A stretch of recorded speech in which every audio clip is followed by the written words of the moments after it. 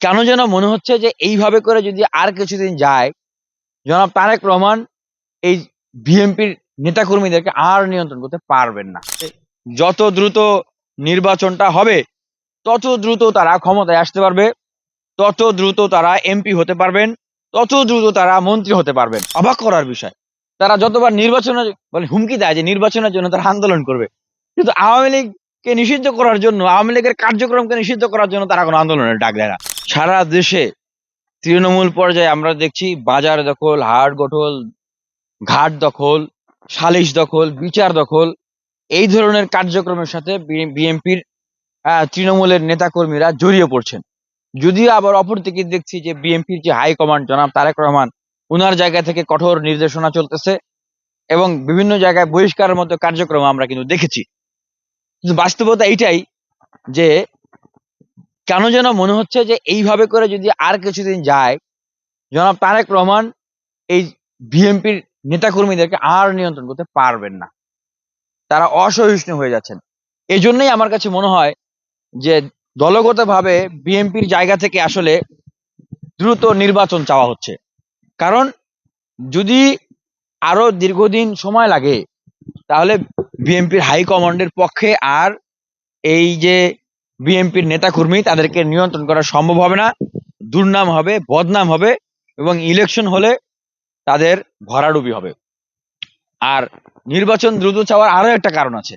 এটা হচ্ছে যে তারা ভাবতেছেন যে যত দ্রুত নির্বাচনটা হবে, তত দ্রুত তারা ক্ষমতায় আসতে পারবে, তত দ্রুত তারা এমপি হতে পারবেন, তত দ্রুত তারা মন্ত্রী হতে পারবেন। কিন্তু প্রশ্নটা সেই জায়গায়, বিএনপি বা বৃহৎ রাজনৈতিক দলগুলো যারা আছেন, তাদেরকে একটাবার দেখলাম না আগামী নির্বাচনে আওয়ামী লীগ অংশগ্রহণ করতে পারবে না, আওয়ামী লীগের রাজনীতিকে নিষিদ্ধ করতে হবে, বন্ধ করতে হবে, আওয়ামী লীগ নিষিদ্ধের দাবিতে, ফ্যাসিবাদী রাজনীতি নিষিদ্ধের দাবিতে তারা রাজপথে কোনো আন্দোলন সংগ্রাম করতেছে না। অবাক করার বিষয়, তারা যতবার নির্বাচনের হুমকি দেয় যে নির্বাচনের জন্য তারা আন্দোলন করবে, কিন্তু আওয়ামী লীগকে নিষিদ্ধ করার জন্য, আওয়ামী লীগের কার্যক্রমকে নিষিদ্ধ করার জন্য তারা কোনো আন্দোলনের ডাক দেয় না। মানুষ তো বুঝে না যে ক্ষমতার জন্য পাগল হয়ে গেছে। ক্ষমতায় যাওয়ার জন্য যদি আওয়ামী লীগকে সাথে করে নিয়েও ক্ষমতায় যাইতে হয়, হ্যাঁ, তারপরেও তারা রাজি আছেন।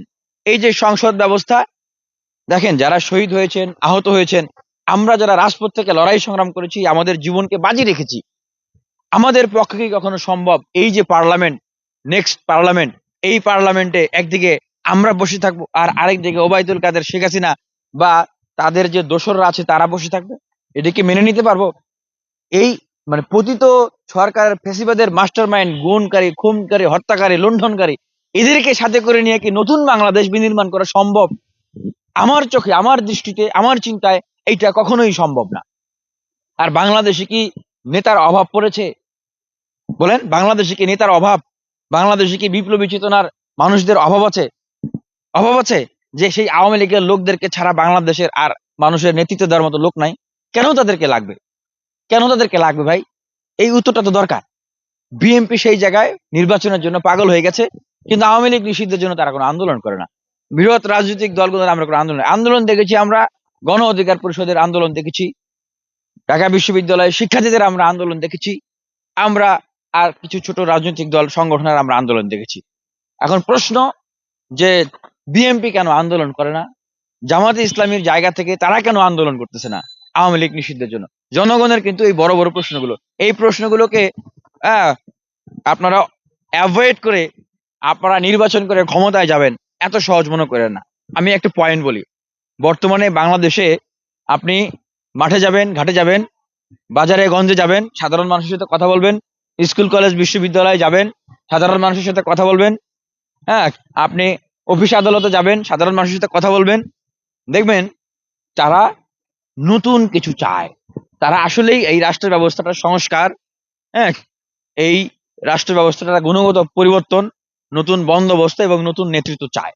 বিশাল একটা অংশ জুড়ে কিন্তু অলরেডি একটা রিজার্ভ ভোট তৈরি হয়ে গেছে। এটা বিএনপি বা অন্যান্য রাজনৈতিক দলেরও মাথায় থাকার কথা, মাথায় থাকা উচিত। বিশাল একটা রিজার্ভ ভোট কিন্তু অলরেডি তৈরি হয়ে গেছে। আপনি আপনার এলাকায় যান, মানুষের সাথে কথা বলেন, হ্যাঁ, তরুণদের প্রতিনিধি হিসাবে আপনি যে কাজগুলো এতদিন আপনার এলাকার নেতারা করতে পারে নাই, যে কাজগুলো এতদিন বিদ্যমান রাজনৈতিক দলগুলো যারা ক্ষমতায় এসেছে করতে পারে নাই, আপনি সেই বার্তাগুলো নিয়ে যান, ভালো কাজ করেন। আপনি সেই কাজগুলো কিভাবে করবেন নতুন বাংলাদেশ বানানোর জন্য সেই কথাগুলো বলেন। দেখবেন আপনার আসনের, আপনার এলাকার বিশাল একটা অংশ জুড়ে মানুষ আপনাকে ভোট দিবে। তারা এরকম প্রতিনিধি খুঁজছে যারা নতুন বাংলাদেশের কথা বলবে, বাস্তবসম্মত নতুন বাংলাদেশের কথা বলবে, তাদেরকে খুঁজতেছে ভোট দেওয়ার জন্য। এটা বাস্তব। এই জন্যই বিএনপি বেশি টাইম নিতে যাচ্ছে না। আর আমি যেটা মনে করি যে জাতীয় ঐক্য সরকার গঠন করে আমাদের এই মাননীয় প্রধান উপদেষ্টা ডক্টর মোহাম্মদ ইউনূসের নেতৃত্বে অন্তত 5 বছর এই রাষ্ট্র বিনির্মাণের কাজ করা উচিত। এই 5 থেকে 6 বছর, 56 বছরের দেশ যতদূর আগায় নাই, আমি বিশ্বাস করি তার চেয়ে বেশি দূর আগানো সম্ভব এই দেশকে নিয়ে।